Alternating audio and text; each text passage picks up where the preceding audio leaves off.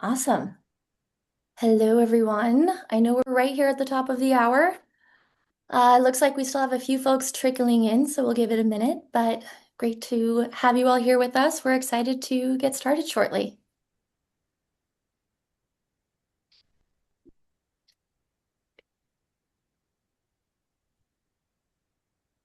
Alrighty, we'll just give it a minute, make sure everyone's here. We are recording this. This will be available to view after, so definitely follow up and watch for the recording. But we have a packed house here today. Cool. Alrighty, we've got folks trickling in, but like I said, this is recorded, so this will be available on demand. With our speakers here today, I'm sure we'll have plenty of tidbits we'll want to go back and rewatch later. So I know I will be joining some of you going back and watching the recording. But I've been so excited for this all week. Um, I was excited to watch the Skift report when we published it about a month ago. We found some really interesting tidbits, and so I'm so excited to talk about them today with our fabulous speakers. But before we jump in, I wanted to set the stage, make sure everyone's starting from the same foundation, know where we're coming from. So, with Navan, we publish an annual report with Skift. This edition was our seventh edition. So, this is not our first rodeo. We've been able to find some really interesting trends. But this year, it is based on a survey of industry insiders. This included 929 business travelers and 869 travel and finance managers. So, statistically significant, we're getting really great perspectives in here. The survey also spanned across 20 industries in the US, UK, France, and Germany.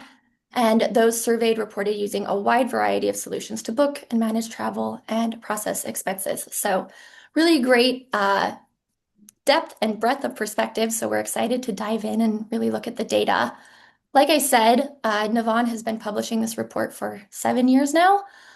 So with that, we've been able to really identify some really great patterns and trends over time. For example, we saw exactly when in-person meetings returned to pre-pandemic levels in our 2023 survey, and we were able to ask about trust in AI just months after the 2022 launch of ChatGPT. We're back this year with a whole new set of insights, which we will be discussing today.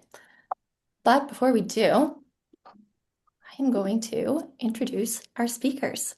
So I am thrilled to be joined today by two of my colleagues from the Navan leadership team who represent the two sides of the T&E equation. So first, I'd like to introduce my colleague, Kim Hamer, who serves as Chief Travel Advisory Officer here at Navan. Kim brings a wealth of experience in sourcing, program optimization, and operations, including Visa, Baxter, and Accenture. She's here to share her expertise on traveler experience, program management, and policy strategy. And sitting alongside her is Galen Grady, Navan's VP of Expense Strategy and Operations. So while Kim focuses on the trip, Galen focuses on the spend. Galen brings a powerhouse background in managing global payments and operations from his time at eBay and providing strategy and operations consulting services at EY. So he is here to share the financial perspective on efficiency and hard savings. So welcome. We are so excited to jump in. Going to give a little bit of background and context into some of the data before we dive into some of the key challenges we've identified. So, like I said, I was so jazzed to read this report. There's so much to pull out and take away. For me, an interesting stat in the report was that 90% of business travelers and 86% of managers now view travel as an essential investment or a necessary cost. That is up nearly 10% from 2025, which is crazy. So, with business travel booming and expected to increase this year, it really makes you think about how are companies reducing the cost of travel without cutting trip volume. Obviously, this has put a lot of pressure on legacy travel solutions to demonstrate greater efficiency and effectiveness and also prove their ROI. So that's where travel programs that use legacy solutions start running into obstacles. So today we are going to be running through five key themes and challenges that we're seeing this year and the data we found around them. And I'm excited to hear from Kim and Galen on strategies to solve them. So let's jump in. The first challenge we've identified, and I think a challenge we've all been dealing with since the dawn of time, is policy compliance. Compliance, which according to this survey has been declining for the past 5 years, finally stabilized this year, but it remains low.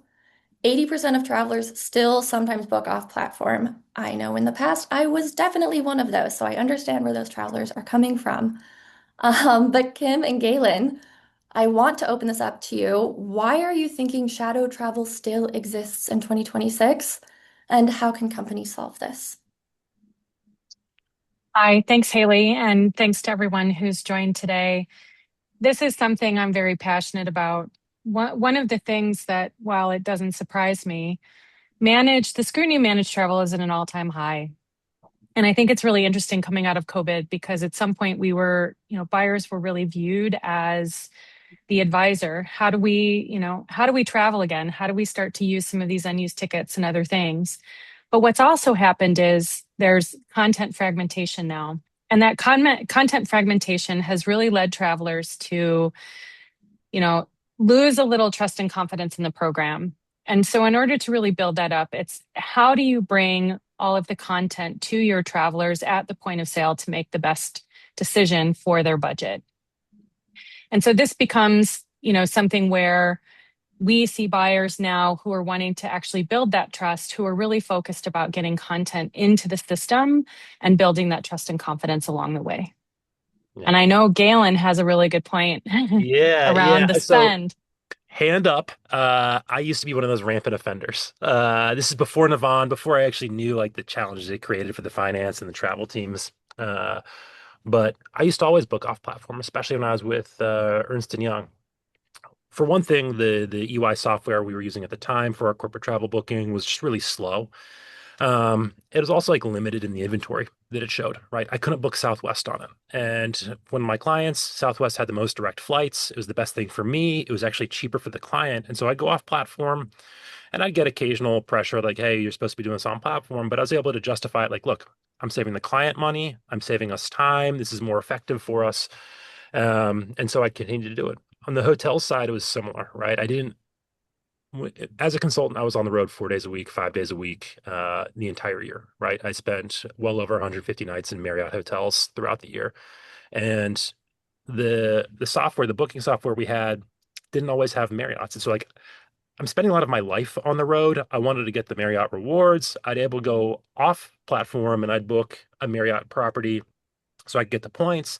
And then again, I'd be booking less than the rate that is being surfaced in my corporate booking tool. So I'd say I'm saving the client money. So that was what really drove me off platform. And the challenge is that none of the finance and accounting teams saw the spend. It bypassed all the billing systems that helped automate the billings we got to clients. And so it actually, maybe I was saving, a few bucks here or there, but I was probably costing the company more money in back office resources. Um, and so in my mind, it comes down to like an inventory question and being able to give your travelers a piece of software that's just as good as what they get on the consumer side. They get all the inventory. It's an easy booking experience. They can manage their itinerary through it, right? And so for me, that's a real differentiator. And like what companies should look to is like give them a really good alternative and they'll stay on platform. I love that. One of the stats we actually saw in the report was 88% of managers agree that NDC offers better booking options and saves money, but only 57 actually, sorry, said that their T&E solution offered NDC connections. So, we have this buzzy word of NDC, but can you two chime in on, how something like NDC can really help companies move from enforced compliance to invisible compliance? NDC isn't equal across the board. And I think there are some considerations for buyers as you look to incorporate NDC into your program if you haven't already. One of the ways is through direct APIs. And the direct APIs, what it really does is it gives you that access into the supplier's content, right? Into that inventory. And not only that, it becomes a serviceability issue. So we hear a lot today, how do I service it? Well, not all content is created equal. So in order to really get access to that and make sure that it's serviceable, The best way to do that is through some of the direct API connections. And that allows you to actually see the inventory live in their system, book it through their system, but through the platforms that you're using, which are considered part of your managed program. And from there, you still have the opportunity to have serviceability from your TMC OBT platform itself, where we actually see 95% of our exchanges and changes being performed online, whether it's through the mobile app or through their PC. Kim, you're queuing me up great for our next point. Mm. But before I move, any last points on improving compliance? I think we covered it. I think it's surfacing the inventory, giving your travelers a good booking tool and a good alternative to going off platform. And you can also incentivize, right? Like people want to save the company money. They want to reward themselves as well. And you can find a good medium of like with Navan, we offer Navan rewards if you book below the policy rate. So everybody wins. I love that. I was like you, Galen. I was total offender. And the reason I'm here at Navan is because they finally wrangled me. I was like, this is so much Yeah, easier no, to I'm a big use. time rule follower now. Big time. You know, right? Yeah. Good for us. That's what we like to hear. Yeah, yeah. Cool. Well, moving along, we were talking about support previously. Another key trend we noticed is this balance of AI and support. So, one of the key stats we saw in the report was 76% of travelers now trust AI for basic, straightforward T&E tasks, which is a huge leap from the first time we asked this question in 2023 and published in our 2024 or our report in 2024 that was 59%. Um, but the majority of respondents still reported relying on phone and email for support while on the road. This is an obvious time suck. We, especially how quickly things are moving, this this is not scalable. So, Kim and Galen, what are they missing out on, and what will it take to flip that ratio? I Yeah. love this statistic. Sorry, Galen. No, no, go ahead, please. I love this statistic. I think, realistically, AI is becoming more and more prevalent, and we're starting to see that a lot, especially here at Navan, where over 50% of our chats are managed by Ava, our AI agent. So much so that a quick little story, I had an injury last month and was flying the next day, and I actually needed a wheelchair. I could have called the airline directly to take care of it, but instead I thought, you know what? I'd like to test this out and see what happens and if Ava could really help me. And the beautiful thing was she did. So she was able to book the wheelchair for me so that I could, get home and on my flight at a reasonable time. I think we're starting to see this more and more. The other ways that we're really looking at AI is you will see things like waivers and favors are now being automatically processed with optionality provided to the traveler to be able to make some of those decisions firsthand without having to actually pick up the phone. So there's a lot of proactive um, reach outs that are taking place. Also, things like reaching out to the hotel if you're traveling internationally. When you go to London and you arrive in the morning, but you actually booked the hotel the night before, you can have one of these AI agents now reach out to the hotel directly and have that conversation to make sure that your room is secure. So, these are the types of things that we're seeing. And regardless of the maturity of your program, this is where you're actually going to see some differences, which takes that time suck factor out of the agent's hands, the live agent's hands, so that they can focus on the things that really matter when it comes to disruptions or other support. Yeah. Um, I think the growth in this, like we're using it for basic tasks, everybody is pretty organic. I think we're all using AI tools at work in our personal lives, but it's sort of at the point where it's like we're only using it for like low stakes stuff. Like I have no problem asking an AI tool to like, what should I have for dinner? Give me some ideas. But if you look in the Skift report, 24% of respondents, they want to talk to a person when they're on the road. So when the stakes get higher, we don't trust the AI. We want to talk to a person. It's because like you need to have trust. You need to make sure that this person or this thing on the other side of it is actually helping you and doing something for you. The worst is when you get an AI chatbot that is simply just sending you to an FAQ, right? And so too often, I think these AI tools are just simple chatbots redirecting to FAQ. What you really want is something that's a proactive problem solver, and that's what like this agentic AI is really exciting. You want this AI agent that's actually doing something for you, taking something off your plate, just a little bite of work. Like, and I view these agents as like little minions, right? That they're going to do a little thing for you that's going to help you out and just takes that little bit of pain away from you. For instance, like if you have a flight that gets delayed, having an AI agent that goes and calls the hotel and says, "Hey, Galen's still coming. His flight's delayed. He'll just be here. Hold the room," right? That does something for me that I would not have had to done. I would have to do myself. And so that's what I think you're missing out on by not using agentic AI. And then when you're procuring software of any kind, really, making sure that the AI isn't just a buzzword in the chat bot, but it's actually including agents that do stuff and remove tasks for you. Honestly, you stole every thought in my head. My Mhm. worst nightmare is getting stranded and directed to an FAQ. Yeah, Uh, you don't want to read the FAQ. Flights are taking off every minute. You want to get home or get to your Get me place. It's home. just the stress levels are up, right? So, yeah, you want to have something that actually is solving stuff for you rather than just directing you to more materials to read. Exactly. And one thing that I've really been impressed with is the agentic AI that's proactive, monitoring your itinerary, looking out for, weather occurrences or, some sort of disruption to notify you ahead of time so you aren't caught there looking up an FAQ. Yeah. And when you really need it, the human agents are there ready to go. But it's so lovely to know that, 50% of all requests are processed by Ava. So she's quickly becoming my best friend. Mhm. Cool. All right, moving forward. Next trend.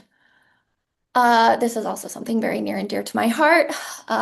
In the report, we saw a big disconnect between the access T&E managers think they have to their travel and spend data and what access to useful data actually looks like. So in the report, 80% of T&E managers felt confident in their ability to access data. That's great, we're swimming in data. But when pressed, only 40% said they have access to all travel data in real time, and even fewer said they could leverage their data to improve their programs. So, we have all of this great data, but what do you actually do with it and what does it mean? So, Kim and Galen, everyone has this data, but few have insights. So, how do you identify the difference between a spent dollar and a strategic dollar? I think I'm Galen, not you want to kick it surprised by, off? Yeah. yeah. I'm not surprised by the 80% number. I think we all have access to enormous amounts of data, right? But data is just like a raw set of values. Information is transforming the data through analysis, context, bringing together the data sets to actually like extract information and be able to take action. Um, and so I think that the 40% having access to real time is a shame because there's no technological barrier to that today, right? And so like having access to your data from last year not as useful as having your access to your data that was your travel data from yesterday or even today. And having a tool that transforms the data into useful information through dashboarding or other kind of analysis for you. So it simplifies it. It takes that sort of cognitive load off of you, like, let me transform this spreadsheet into something is helpful. And it can give you ability to make real-time decisions, especially on how much you're spending or where you're spending. And so if you're talking about a strategic dollar versus a spend dollar, like I want to know right now for my department how hot we're running on our travel budget, right? How much are we spending? If we're running really high and it's close to the end of the quarter, I'm going to prioritize which stuff that people travel to, which events are important, just because I don't want to go over. On the inverse of that, if I'm running really low for the quarter, then like, great, this is actually a chance for me to invest my travel budget to figure out, like, all right, let's get people out on the road. Let's get field teams out there talking to prospects, talking to customers, making deals, because I can use that investment of my travel budget to get incremental revenue, customer retention, happiness, etc. Yeah, I would just add to that. I think it's really important for buyers to understand what the finance managers and leads are actually looking for. And Galen really nailed it in the sense that it's so important to have meaningful, actionable data, things that you can actually do something with it to make sure when you're looking at budgets that you're actually helping the finance leads, the department leads. Are they getting closer to reaching their budget? What opportunities do they have? How do you help them travel smarter, better, at a lower cost?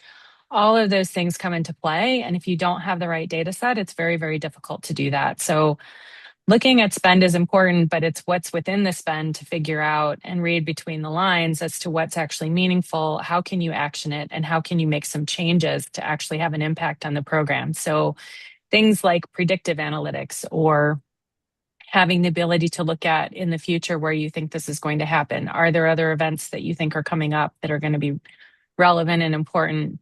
And how do you actually get those messages out ahead of time to help people plan? I love that.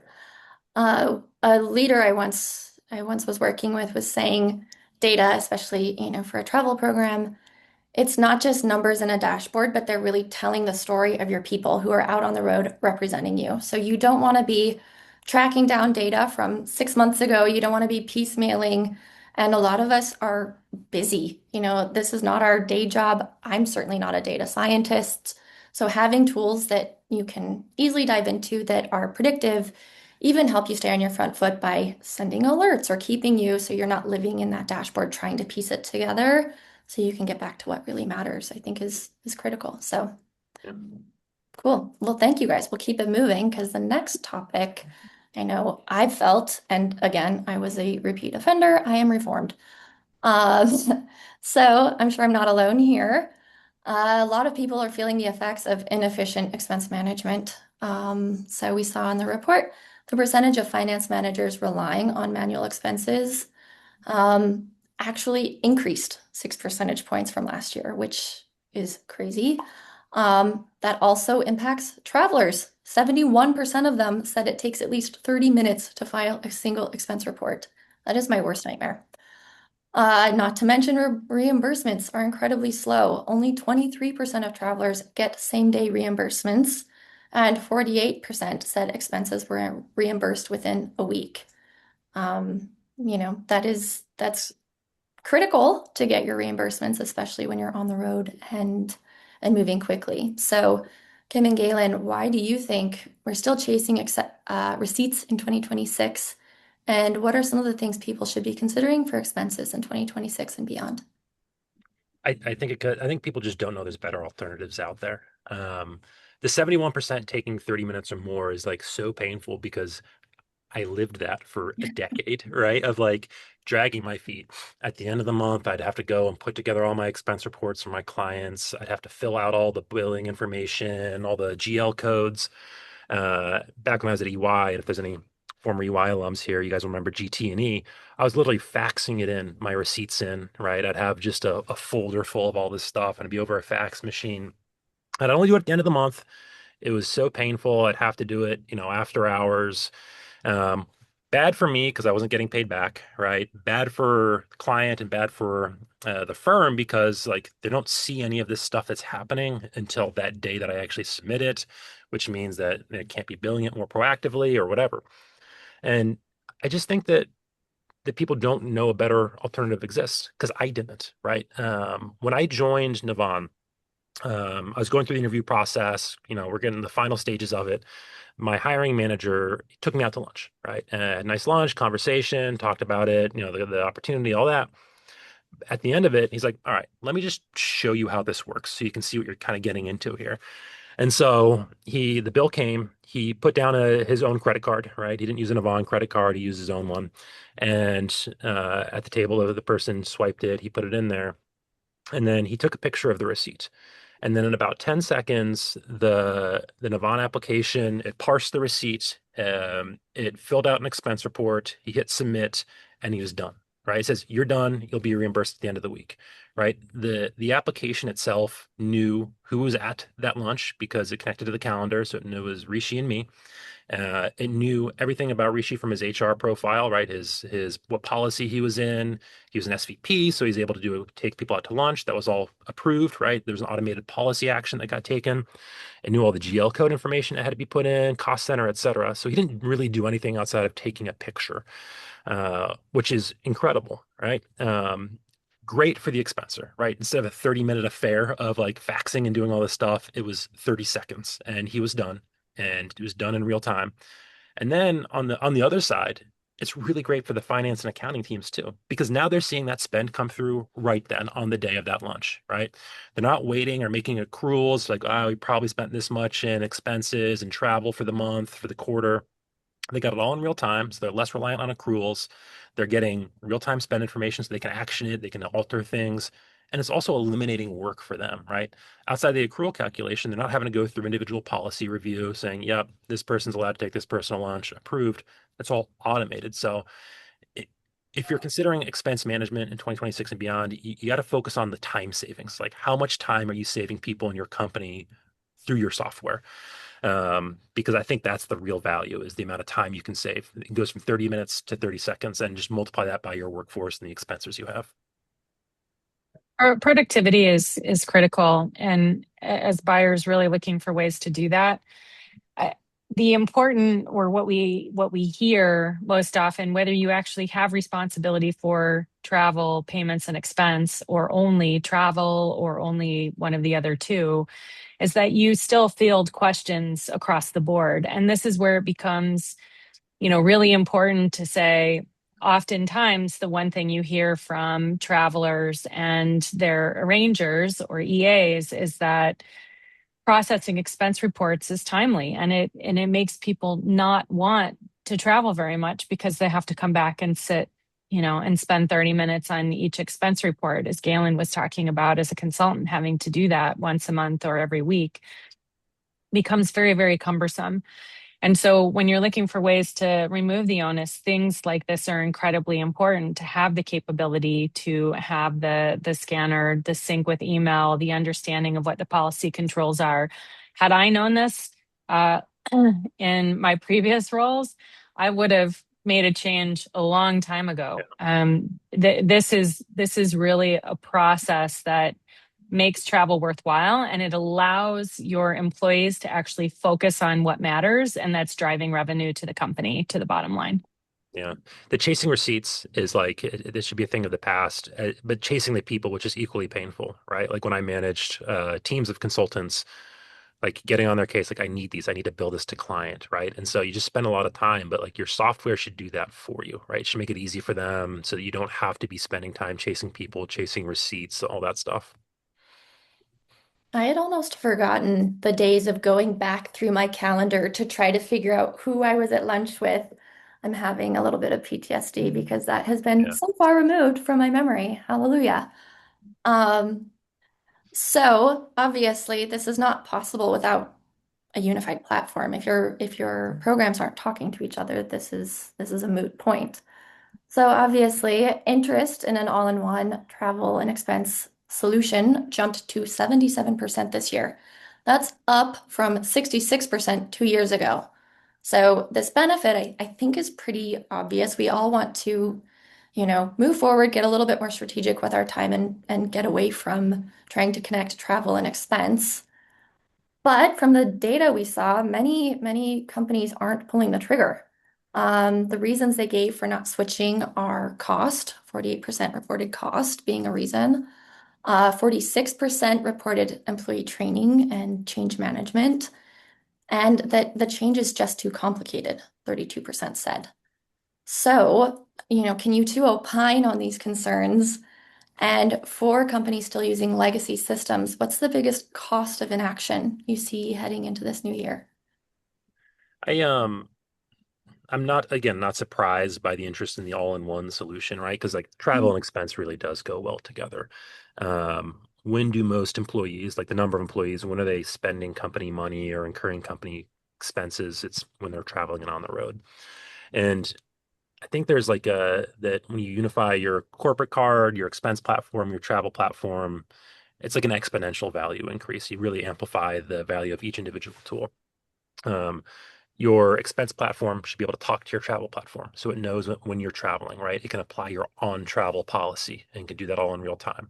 It can help you bucket everything under the expense that's on that trip, right? So you can say, all right, this container of a trip cost this much. And it can do that automatically by just linking these things through your technology. And then on the corporate card side, that corporate card should feed in automatically all the transactions that go onto it into your expense platform. And that way you can apply the policy literally at the time of point of sale, right? You can it's like attached to the card itself. It can file all those things for you. So like that example I gave earlier about the lunch when taking a picture of a receipt, if you use the corporate card that ties to your travel platform, that ties to your expense platform, you don't even have to take a picture of it at that point. You swipe it, there's so much detail and context within that transaction in that swipe that you can take all that information, load it into your expense management platform, automatically apply your policy, and you're done. There's nothing you need to do there. So by not trying to figure out how do you unify these things and make it like a streamlined tool that talks with everything talks with one another, you're going to cost people time, you're going to cost your company money, and it's a big opportunity cost as well. So you should be really figuring out the opportunity cost of not doing anything. When you think about things like employee well-being and satisfaction levels, having a singular system is incredibly important. It does take away a lot of those time suck elements that we were talking about before. And the other opportunity here is, most oftentimes there are company travel policies, and those policies go unread oftentimes. Having a unified system allows you to build those policy parameters into the system at the point of sale, which gives you messaging throughout. So as Galen was talking about, really understanding where this person sits from the HR system and being able to build in what the policy controls are from an expense perspective, but not just impacting those when they have to expense something, but impacting them on the front end when they're actually booking travel. So it's giving them information along the way, which also leads to better productivity and greater satisfaction overall. As you're speaking, I'm literally thinking about all the things I'm able to do with my time when I don't have to block hours while I'm traveling to manage this in real time because I for sure will lose all of my receipts and that's just out the window. So getting that time back, especially as a traveler, is critical. Yeah, it's getting time back. Like I was always, I mean, I said I did it once a month when I was submitting expenses, probably a little less frequent than that.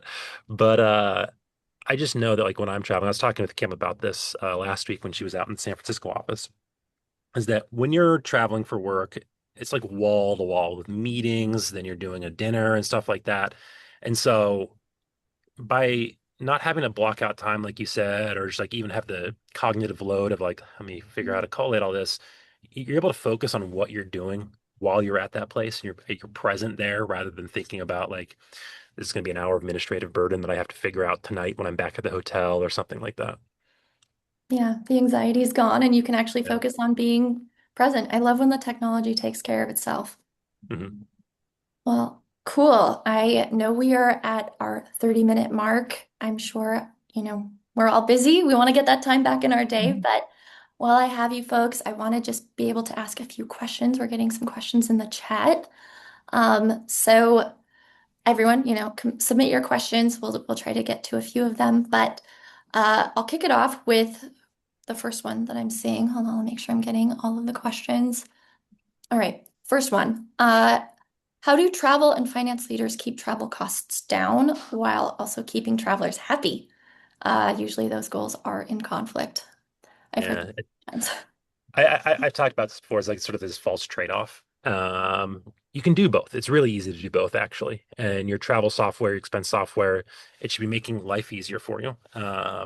And then it should also reward you for doing the right things, right? And I alluded to it before that you can earn Navan rewards if you book below the policy rate, right? So you're saving the company money, which is great, and that's going to reduce costs, but you're also rewarding yourself. You get those Navan rewards and you can book your own personal travel or apply it to your own personal travel later on. So I think really like incentivizing people and making it a good experience is you achieve both. You reduce costs, you increase happiness. Love it. Anything, Kim? Otherwise, I have plenty of other questions. No, I think that was very well stated. Beautiful. Okay, I have time for one more. Uh, all right. Here's one. The Skift report says, 76% of travelers trust AI for basic tasks. How does that impact the travel manager's role moving forward? What does the rise of AI agents mean for the future of travel managers? Oh, I love that question. This is one where I think as a travel buyer, it's an opportunity to really embrace. This isn't a replacement of a role. It's more of an up-leveling of a role and allowing AI to come in and take some of those time suck elements out of the day-to-day. So some of the operational tasks that are incredibly important in keeping customer satisfaction up is one thing, but to have to spend a half an hour or a half a day on an operational issue isn't always the best use of time. It's very important, but when you can have agentic AI or, an agent like Ava coming in and doing some of those things proactively, it frees up that time for the travel buyer to really focus on other important things, getting back to other travelers, helping them be more productive, looking at reports and identifying opportunities. How do we better leverage some of our suppliers? How do we do some of these predictive analytics and get it in front of the finance leads? How do we communicate to travelers where they are from a budget perspective? How can they do other things in the program as part of their travel to really help increase the ROI? And so freeing up some of that time allows you to be more strategic and less tactical. And that's where I really like to see the use of agentic AI come into play. That's amazing. It's like having your own assistant so you can, you know, do more interesting things. I liked Galen's Exactly. of little minions. So Yeah. how lovely to be able to move away from the admin and do the more interesting things. Mhm. All right. We have a few more questions. I don't think we'll have time to get to them live today, but for those of you who submitted questions, we will follow up afterward. So watch for that. But, we're closing in on time, so I just wanted to thank everyone for participating. I know I will go back and rewatch this. But before we wrap up, any last minute thoughts, inspiration, Kim and Galen? Any inspiration you want to leave us with? I'm really excited about where we're headed from an industry perspective. When you look at the entire ecosystem from the time that somebody decides they need to take a trip until the time they get reimbursed, there's so much innovation and transformation that's happening. And it's really exciting because it is taking the time out of someone's day to not have to perform some of these tasks when they're in policy. So, one, it helps to improve compliance. Two, it helps to improve satisfaction. And three, it really gives the travel program lead the opportunity to focus on some of the things that are more strategic to get in front of the travelers and the executives on the value of having a managed travel program. Yeah, just to second that, like this is a good opportunity for the travel managers, the finance admins, et cetera, to be the hero, right? Get a little ego here, get good software because your people will be really happy, and you're going to make your CFO look good by saving costs and saving the company time. So have that ego, be the hero. I love that. I'm going to add that to my LinkedIn. Yeah, Haley, the hero at Navan. Well, thank you, Kim and Galen. This was fabulous. Like I said, I will be definitely going back to rewatch the recording. But for those of you joining, we just dropped some very valuable links in the chat. We'll also be following up with them. So definitely click the link to download the full State of Corporate Travel and Expense 2026 report. And, for those who are interested, definitely click the link in the chat to book a demo with Navan to learn a little bit more about what we're doing to free up your time and get time back. So thank you to both. I saw a lot of our customers join. So thank you for joining, and our non-Navan customers for joining today. Like I said, for any questions we didn't have a chance to get to, we'll definitely make sure to have your account manager or Navan sales rep follow up. But otherwise, thank you for spending some time with us today. This was fantastic. yeah. Have a great rest of your day. Thank you very much. Thank Awesome. you. Bye. Thank you guys. Bye bye.